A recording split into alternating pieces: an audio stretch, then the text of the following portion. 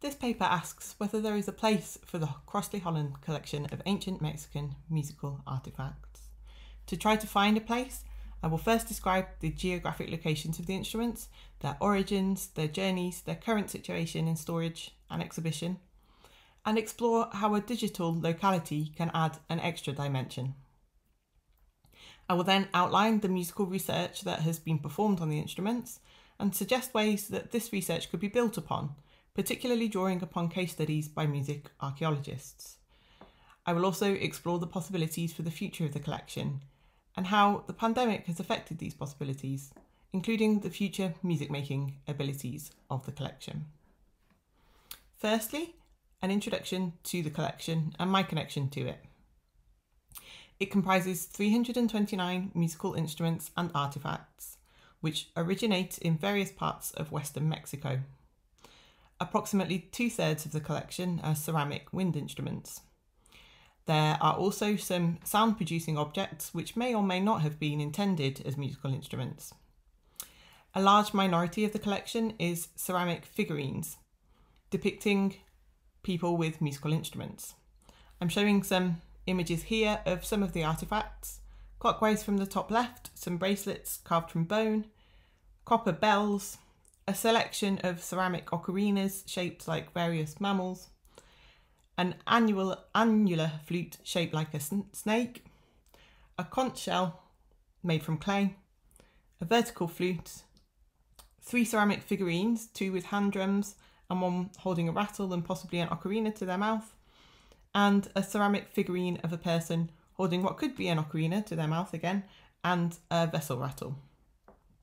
I want to point out that my labelling of these objects as musical comes from the collector's culturally specific definition of music. It might not actually relate to the musical or sound producing cultures of the ancient Mexicans. In 2020, I completed my PhD at Bangor University. The focus was this collection, which I found to be incongruous. How can this university in North Wales have 329 ancient Mexican musical artefacts? The link is the collector, Peter Crossley-Holland, who acquired the objects while he was working at the University of Los Angeles, California, in the 1970s. He brought them to Wales with him when he retired in 1983, and they arrived in Bangor shortly after his death in 2001. I'm showing a map here, which is using a really strange projection, making the UK look enormous in comparison to the rest of the world, so apologies for that. It's not intentional. I've added some pins showing the geographic location of the archaeological sites from which the artefacts were taken in quite a large area of Western Mexico. Los Angeles, where Peter Crossley-Holland was living when he bought these items for his collection, and Bangor University in North Wales, where the collection is currently. These arrows show the direction of movement in a very oversimplified way. There's very little information about provenience, the find spot of the artefacts. That's quite typical for objects from these areas, which have been looted and excavated since at least the 19th century. Since that time, there's also been a very active market of legal and illegal buying, selling, import and export of archaeological objects and fakes. This is why it was relatively easy for Crossley-Holland to buy so many objects without travelling too far from Los Angeles. And there's evidence in his archive showing the receipts from dealers, auction houses and curiosity shops in his local area where he had bought his finds. The final arrow between North Wales and West Mexico shows my wish for the future of the collection, which I'll mention later in this presentation, but I'll not have time to go into great depth about this. So please do get in touch or ask in the Q&A afterwards about this aspect of my research. I'm focusing so much on location for 2 reasons.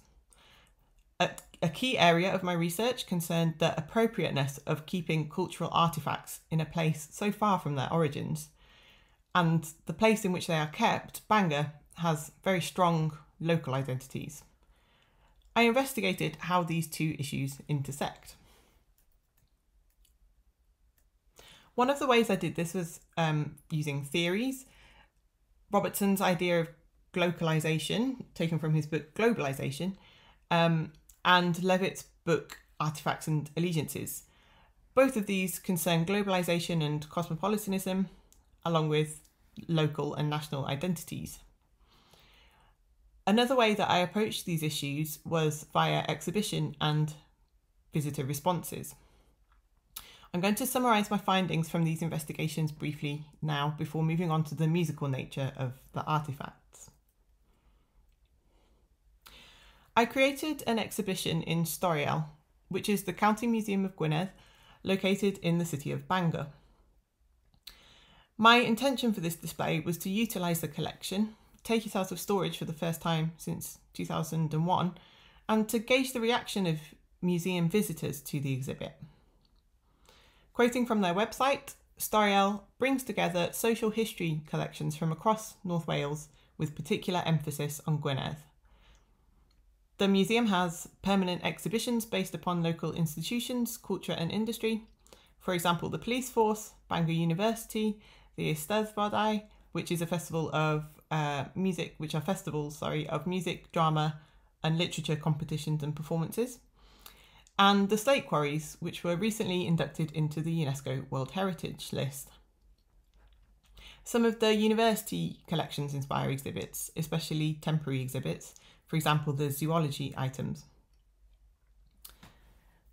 For my exhibit, I chose about 50 items to display, which represented the diverse origins, time periods, materials, artistry and musicality of the collection. I would have liked to have made a more actively musical display, but time and budget restraints did not allow.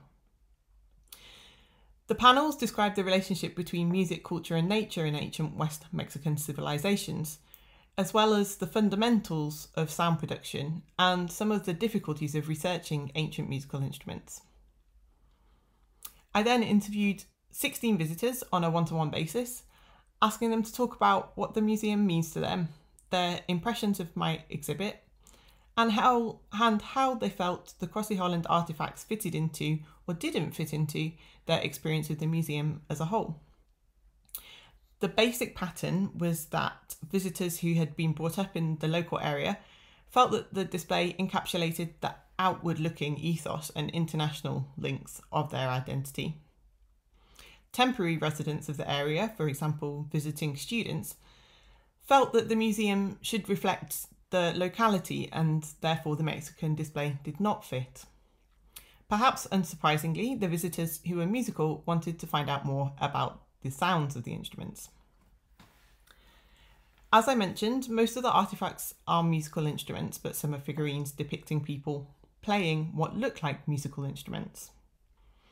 The collector, Peter Crossley-Holland, carried out research during his tenure at UCLA. Although he never published it, there are extensive plans for a monograph in his archive, and he did publish quite a short pamphlet about some other aspects of the collection. Many of Crossley-Holland's contemporaries at UCLA utilised transcription machines and new technology of the time to measure acoustic properties. Charles Seeger invented the melograph, which gave a graphic rendering of a music recording.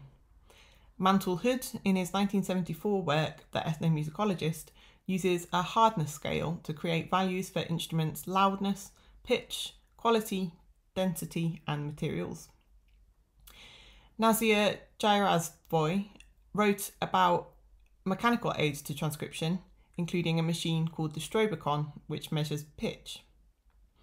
Stephen Garrett and Daniel K. Statt measured the sound of Peruvian whistling bottles in the physics lab at UCLA using compressed air sources and microphones. Crossley-Holland employed some of these methods to investigate his own collection, particularly the Strobicon for pitch, as well as the cathode ray oscilloscope for timbre. His investigation resulted in a huge amount of data, often numerical or in the form of graphs. There is an example on the left-hand slide, the left hand of the slide here, showing a photograph of what I think is a readout from a cathode ray oscilloscope. On the top right is a list of numbers which relate to sound quality. I'm not able to actually decipher their exact meanings. I don't know what value these numbers are meant to be showing. But I want to illustrate that this is typical musical research for Crossley-Holland. The photograph below the table shows a vertical flute very similar to the one that these numbers refer to. Unfortunately, I don't have a photograph of the actual flute that he refers to in that table. Additionally, Crossley-Holland relied very much on the Hornbostel-Sachs system of classification to organise his collection. If the original taxonomies were to be used, a very large proportion of the collection would fall under the same categories: 421.221.12, an open flute with internal duct with finger holes, and 421.221.42, a vessel flute with internal duct and finger holes. Thus, Crossley-Holland added his own modifiers to the Hornbostel-Sachs classifications. For example, 421.221.1.A.1.A.III refers to an open tubular flute with internal duct with finger holes, and this is the original Hornbostel-Sachs category, without flared bell or specialised mouthpiece projection, with finger holes relatively close and distally placed, with cylindrical bore, straight, with 3 finger holes. So what are some other approaches to studying these musical artefacts? I have been looking into the activities of music archaeologists who variously proffer creative and imaginative ways of investigating music from long extinct cultures. The ethnomusicologist Dale Olson suggested that studying ancient music should take a 4-pronged approach, covering archaeology, iconology, historiography, and ethnographic analogy. I've drawn together here a few cases of investigations into acoustics and soundscapes, manufacture and performance, and 3D printing and digital enhancement. I'll leave this slide here for a moment, and I can give references to the articles and websites that I mentioned later on, or provide some more information about these studies if you're interested. In general, these case studies show that actively recreating ancient music is possible. The advent of 3D modelling and photogrammetry limits the physical contact with artefacts and allows for a range of investigations. The case studies here are about providing opportunities for creatively and musically engaging with ancient objects rather than playing the artefacts themselves. These studies were very inspiring to me. As I mentioned earlier, my research on the subject has led me to the conclusion that repatriating the Crossley-Holland artefacts would create the most ethical and useful future for them. This, of course, raises difficulties. But my key conclusions are that the artefacts are not being used or appreciated as either musical or cultural objects at the moment, and that their significance to source communities and the benefits of repatriation to West Mexico outweigh these difficulties. One way that research could continue after repatriation is with the digital photographs and measurements which already exist. The case studies demonstrate that there is a vast array of research that can be done without the physical instruments. Looking forward to the end of the pandemic, soundscapes and the acoustics of archaeological sites could provide a way for acousticians or ethnomusicologists and practitioners from source communities to collaborate. As the European Music Archaeology Project have shown with their Sound Map app, a virtual environment can make these places accessible without the need for travel after this initial research. 3D printing and digital enhancement can additionally provide accessible platforms for engaging with artefacts without travel and without the artefacts physically present. To conclude, the reception to the collection in North Wales has not been overwhelmingly enthusiastic. UK audiences to whom I have presented have responded, "That's interesting." This raises questions about the applicability of the Crossley-Holland collection to musical research in the global north. There needs to be so much more research about the musical and cultural origins of these artefacts and their significance to contemporary communities in Western Mexico. I would like to posit repatriation because it's the ethical thing to do and because it may be much more valuable elsewhere. As I have mentioned, digital collections and online research can limit some of the disadvantages of physical repatriation. However, much more research is required on these instruments. I have my own research plans, which mainly involve matching particular artefacts with archaeological sites and therefore to local contemporary communities. I believe that the displacement that these artefacts have been subjected to over the past 100 years or so can become replacement to fill a gap which communities in Western Mexico have had to live with for centuries. Thank you for listening.